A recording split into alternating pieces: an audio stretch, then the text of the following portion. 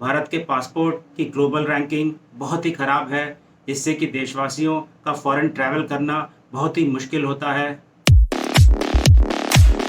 नमस्कार दोस्तों, आइए समझते हैं विश्व में भारत का पासपोर्ट कितना स्ट्रांग है, उसकी ग्लोबल रैंकिंग क्या है और कौन से वो फैक्टर्स हैं जो पासपोर्ट की ग्लोबल रैंकिंग को इम्पैक्ट करते हैं।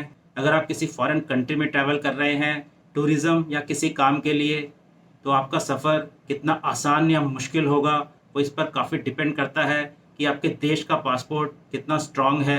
मिसाल के तौर पर अगर आपके देश का पासपोर्ट स्ट्रांग है, तो आपको वीज़ा भी नहीं लेना पड़ेगा और आपका सफ़र काफ़ी स्मूथ होगा। इसके विपरीत अगर आपके देश का पासपोर्ट कमज़ोर है, तो आपको ट्रैवल के पहले वीज़ा लेना पड़ेगा, जो कि रिजेक्ट भी हो सकता है और एम्बेसी जाकर पासपोर्ट ऑफिशियल्स के सामने एक टफ इंटरव्यू फेस करना पड़ेगा। लेटेस्ट रैंकिंग्स जो कि 2021 में रिलीज़ की गई हैं हेनली और पार्टनर्स के द्वारा, उसके हिसाब से भारत के पासपोर्ट की ग्लोबल रैंकिंग 90 है, जो कि काफ़ी कम है। टॉप मोस्ट पोजीशन पर जापान है। इनफैक्ट कई सालों से वो टॉप मोस्ट पोजीशन पर ही है। दूसरे पोजीशन पर सिंगापुर है और तीसरे पोजीशन पर दो कंट्रीज़ हैं, जर्मनी और साउथ कोरिया। आपको आश्चर्य होगा कि यूएसए और यूके टॉप मोस्ट पोजीशन पर नहीं है। 2021 के रैंकिंग के हिसाब से ये दोनों कंट्रीज़ 7वीं पोजीशन पर हैं। अगर हम लोएस्ट रैंकिंग की बात करें, तो अफ़गानिस्तान का पासपोर्ट सबसे लोएस्ट पोजीशन पर है, 116वीं रैंक पर। और जिस तरह के दुखद हालात आजकल अफ़गानिस्तान में है, उसकी रैंकिंग जल्दी इम्प्रूव भी नहीं हो सकती। 115वीं पोजीशन पर इराक है, 114वीं पोजीशन पर सीरिया है और 113वीं पोजीशन पर पाकिस्तान है। भारत के बहुत सारे ट्रैवलर्स जो कि अक्सर फॉरेन कंट्री में विज़िट करते हैं, उन्होंने सरकार से ये गुजारिश की थी कि इंडिया के पासपोर्ट की ग्लोबल रैंकिंग इंक्रीज़ की जाए।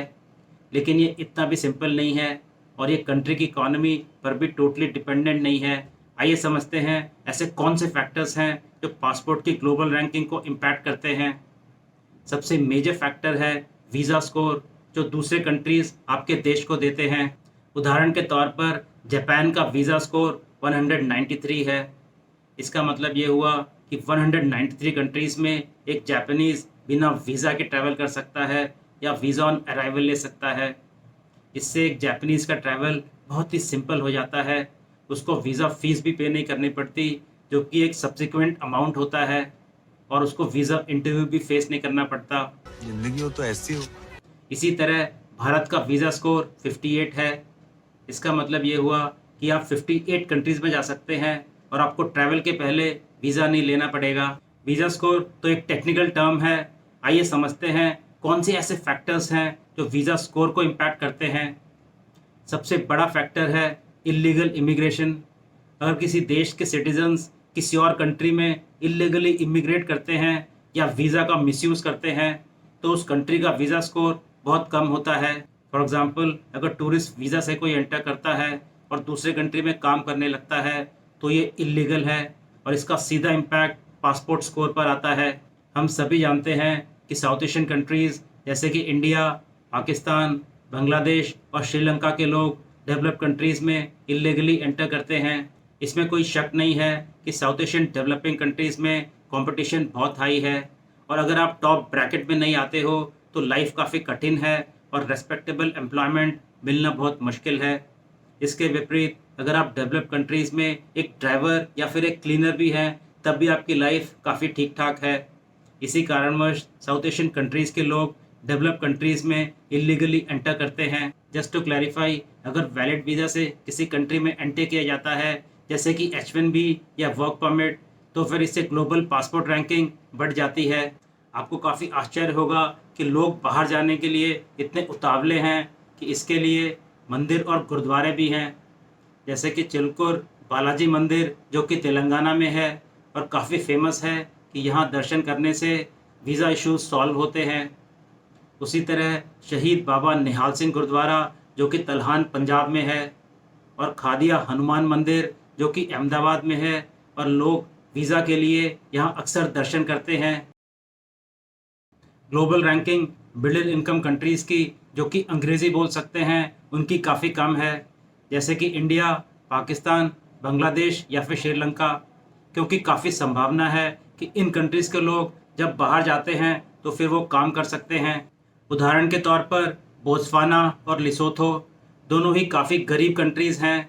इनकी इकोनॉमी भी काफ़ी डाउन है और बहुत ही कम ऐसे लोग हैं इन कंट्रीज़ में जो कि एयर ट्रैवल करते हैं। लेकिन फिर भी इनकी रैंकिंग 66 और 73 है, जो कि इंडिया से काफ़ी बेटर है। अगर इन कंट्रीज़ के लोग किसी तरह डेवलप्ड कंट्रीज़ में चले भी जाते हैं तो वो इतने कैपेबल और एजुकेटेड नहीं होते कि वहाँ पर जॉब कर सकें। इन कंट्रीज़ के ज़्यादातर लोग जो डेवलप्ड कंट्रीज़ में जाते हैं वो सुपर इलाइट और रिच लोग होते हैं जो कभी भी इलीगली इमिग्रेट नहीं करेंगे। इसीलिए इन दोनों कंट्रीज़ के वीज़ा स्कोर इंडिया से बेटर हैं। क्या एक देश की इकोनॉमी ग्लोबल पासपोर्ट स्कोर को इम्पैक्ट करती है? अगर आप इनडायरेक्टली देखें तो कुछ हद तक करती है, लेकिन ये बहुत ही लंबा प्रोसेस है। फॉर एग्ज़ाम्पल, अगर आपकी इकोनॉमी अच्छी होगी तो जॉब अपॉर्चुनिटीज़ अच्छी होंगी और लोग डेवलप्ड कंट्रीज़ में माइग्रेट नहीं करेंगे। लेकिन ये इतना भी सिंपल नहीं है, क्योंकि जो लोग माइग्रेट करते हैं जनरली वो लोअर क्लास के नहीं होते हैं और वो मिडिल क्लास के होते हैं। जब तक स्लेव मेंटालिटी ख़त्म नहीं होती और लोग इलीगली माइग्रेट करना डेवलप्ड कंट्रीज़ में बंद नहीं करते, तब तक global passport ranking drastically improve होना बहुत मुश्किल है। आइए आशा करते हैं कि भले ही developed countries visa free entry allow ना करें, पर बाकी सारे कंट्रीज़ इंडिया को वीज़ा फ्री एंट्री अलाउ कर दें और इंडियन ट्रैवलर्स की लाइफ काफ़ी आसान हो जाए। भारत के लोगों से ये निवेदन है कि वो किसी और देश में इलीगल एंट्री ना करें, क्योंकि न सिर्फ वो देश का नाम बदनाम करते हैं बल्कि दूसरे सिटीजन्स और ट्रैवलर्स को ये भुगतना पड़ता है। धन्यवाद दोस्तों, मैं हूं डॉक्टर विनोद सिंह। नमस्कार।